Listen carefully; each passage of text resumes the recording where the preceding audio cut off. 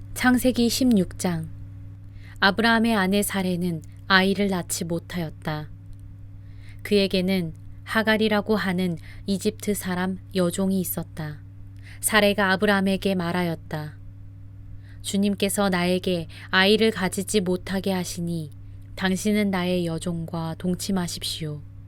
하갈의 몸을 빌려서 집안의 대를 이어갈 수 있기를 바랍니다. 아브라함은 사레의 말을 따랐다. 아브라함의 아내 사레가 자기의 여종 이집트 사람 하갈을 데려다가 자기 남편 아브라함에게 아내로 준 때는 아브라함이 가나안 땅에서 살아온 지 10년이 지난 뒤이다. 아브라함이 하갈과 동침하니 하갈이 임신하였다. 하갈은 자기가 임신한 것을 알고서 자기의 여주인을 깔보았다. 사레가 아브라함에게 말하였다. 내가 받는 이 고통은 당신이 책임을 지셔야 합니다. 나의 종을 당신 품에 안겨주었더니 그 종이 자기가 임신한 것을 알고서 나를 멸시합니다. 주님께서 당신과 나 사이를 판단하여 주시면 좋겠습니다. 아브라함이 사레에게 말하였다. 여보, 당신의 종이니 당신 마음대로 할 수 있지 않소. 당신이 좋을 대로 그에게 하기 바라오. 사레가 하갈을 학대하니 하갈이 사레 앞에서 도망하였다.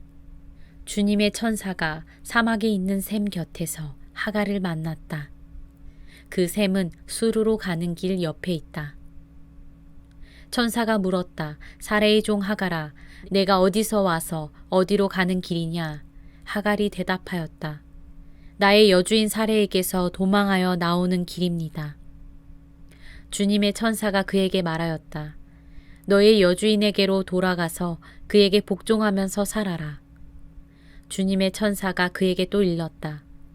내가 너에게 많은 자손을 주겠다. 자손이 셀 수도 없을 만큼 불어나게 하겠다. 주님의 천사가 그에게 또 일렀다. 너는 임신한 몸이다. 아들을 낳게 될 터이니 그의 이름을 이스마엘이라고 하여라. 내가 고통 가운데서 부르짖는 소리를 주님께서 들으셨기 때문이다. 너의 아들은 들나귀처럼 될 것이다. 그는 모든 사람과 싸울 것이고 모든 사람 또한 그와 싸울 것이다. 그는 자기의 모든 친족과 대결하며 살아가게 될 것이다. 하갈은 내가 여기에서 나를 보시는 하나님을 뵙고도 이렇게 살아서 겪은 일을 말할 수 있다니 하면서 자기에게 말씀하신 주님을 보시는 하나님이라고 이름 지어서 불렀다.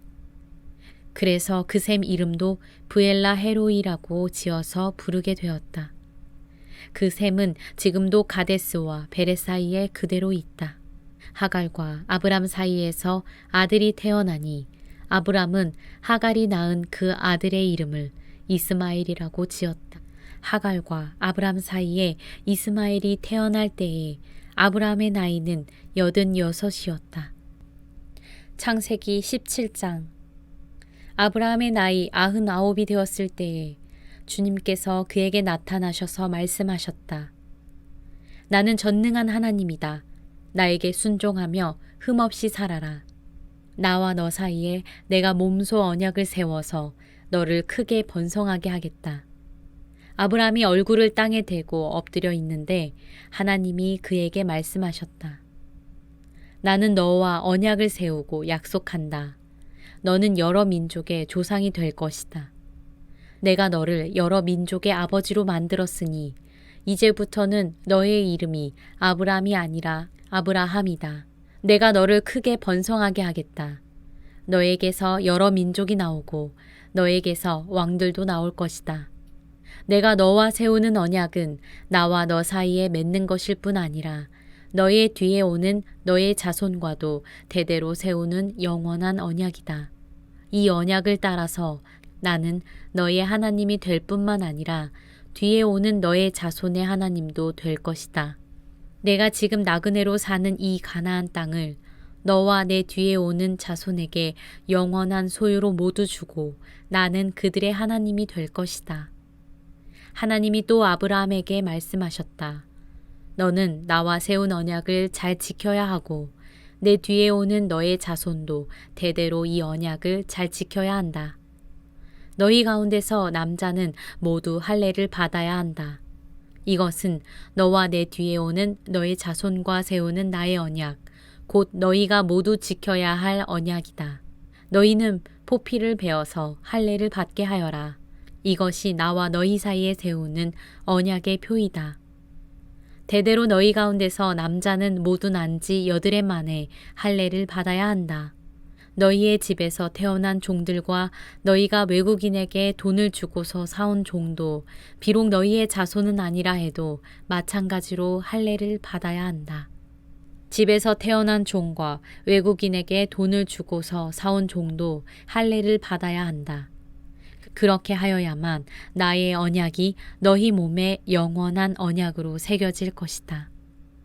할례를 받지 않은 남자, 곧 포피를 베지 않은 남자는 나의 언약을 깨트린 자이니 그는 나의 백성에게서 끊어진다. 하나님이 아브라함에게 또 말씀하셨다. 너희 아내 사레를 이제 사레라고 하지 말고 사라라고 하여라. 내가 그에게 복을 주어 너에게 아들을 낳아주게 하겠다. 내가 너희 아내에게 복을 주어서 여러 민족의 어머니가 되게 하고 백성들을 다스리는 왕들이 그에게서 나오게 하겠다. 아브라함은 얼굴을 땅에 대고 엎드려 웃으면서 혼잣말을 하였다. 나이 100살 된 남자가 아들을 낳는다고? 또 90살이나 되는 사라가 아이를 낳을 수 있을까? 아브라함은 하나님께 아뢰었다. 이스마엘이나 하나님께서 주시는 복을 받으면서 살기를 바랍니다. 하나님이 말씀하셨다. 아니다. 너희 아내 사레가 너에게 아들을 낳아 줄 것이다. 아이를 낳거든 이름을 이삭이라고 하여라. 내가 그와 언약을 세울 것이니 그 언약은 그의 뒤에 오는 자손에게도 영원한 언약이 될 것이다. 내가 너의 말을 들었으니 내가 반드시 이스마엘에게 복을 주어서 그가 자식을 많이 낳게 하고 그 자손이 크게 불어나게 할 것이다. 그에게서 12명의 영도자가 나오게 하고 그가 큰 나라를 이루게 하겠다. 그러나 나는 내년 이맘때에 사라가 너에게 낳아줄 아들 이삭과 언약을 세우겠다. 하나님은 아브라함에게 말씀을 다 하시고 그를 떠나서 올라가셨다. 바로 그날에 아브라함은 자기 아들 이스마엘과 집에서 태어난 모든 종과 돈을 주고 사온 모든 종, 곧 자기 집안의 모든 남자와 함께 하나님이 말씀하신 대로 포피를 베어서 할례를 받았다. 아브라함이 포피를 베어서 할례를 받은 것은 그의 나이 99살 때이고 그의 아들 이스마엘이 포피를 베어서 할례를 받은 것은 이스마엘의 나이 13살 때이다. 아브라함과 그의 아들 이스마엘은 같은 날에 할례를 받았다. 집에서 태어난 종과 외국인에게서 돈을 주고 사온 종과 아브라함 집안의 모든 남자가 아브라함과 함께 할례를 받았다. 창세기 18장. 주님께서 마므레의 상수리 나무 곁에서 아브라함에게 나타나셨다. 한창 더운 대낮에 아브라함은 자기의 장막 어귀에 앉아 있었다. 아브라함이 고개를 들고 보니 웬 사람 셋이 자기의 맞은 쪽에 서 있었다. 그는 그들을 보자 장막 어귀에서 달려나가서 그들을 맞이하며 땅에 엎드려서 절을 하였다. 아브라함이 말하였다. 손님들께서 저를 좋게 보시면 이 종의 곁을 그냥 지나가지 마시기 바랍니다. 물을 좀 가져오라고 하셔서 발을 씻으시고 이 나무 아래에서 쉬시기 바랍니다. 손님들께서 잡수실 것을 제가 조금 가져오겠습니다. 이렇게 이 종에게로 오셨으니 좀 잡수시고 기분이 상쾌해진 다음에 길을 떠나시기 바랍니다. 그들이 대답하였다. 좋습니다. 정 그렇게 하라고 하시면 사양하지 않겠습니다. 아브라함이 장막 안으로 뛰어 들어가서 사라에게 말하였다. 빨리 곧 밀가루 3스아를 가지고 와서 반죽을 하여 빵을 좀 구우시오. 아브라함이 집짐승 떼가 있는 대로 달려가서 기름진 좋은 송아지 1마리를 끌어다가 하인에게 주니 하인이 재빨리 그것을 잡아서 요리하였다. 아브라함이 엉긴 젖과 우유와 하인이 만든 송아지 요리를 나그네들 앞에 차려놓았다. 그들이 나무 아래에서 먹는 동안에 아브라함은 서서 시중을 들었다. 그들이 아브라함에게 물었다. 대개 부인 사라는 어디에 있습니까? 아브라함이 대답하였다. 장막 안에 있습니다. 그때 주님께서 말씀하셨다. 다음 해 이맘때에 내가 반드시 너를 다시 찾아오겠다. 그때에 너의 아내 사라에게 아들이 있을 것이다. 사라는 아브라함이 등지고 서 있는 장막 어귀에서 이 말을 들었다. 아브라함과 사라는 이미 나이가 많은 노인들이고 사라는 월경마저 그쳐서 아이를 낳을 나이가 지난 사람이다. 나는 기력이 다 쇠진하였고 나의 남편도 늙었는데 어찌 나에게 그런 즐거운 일이 있으랴 하고 속으로 웃으면서 중얼거렸다. 그때 주님께서 아브라함에게 말씀하셨다. 어찌하여 사라가 웃으면서 이 늙은 나이에 내가 어찌 아들을 낳으랴 하느냐? 나 주가 할 수 없는 일이 있느냐? 다음 해 이맘때에 내가 다시 너를 찾아오겠다. 그때 사라에게 아들이 있을 것이다. 사라는 두려워서 거짓말을 하였다. 저는 웃지 않았습니다. 그러나 주님께서 말씀하셨다. 아니다, 너는 웃었다. 그 사람들이 떠나려고 일어서서 소돔이 내려다 보이는 데로 갔다. 아브라함은 그들을 바래다 주려고 함께 얼마쯤 걸었다. 그때 주님께서 말씀하셨다.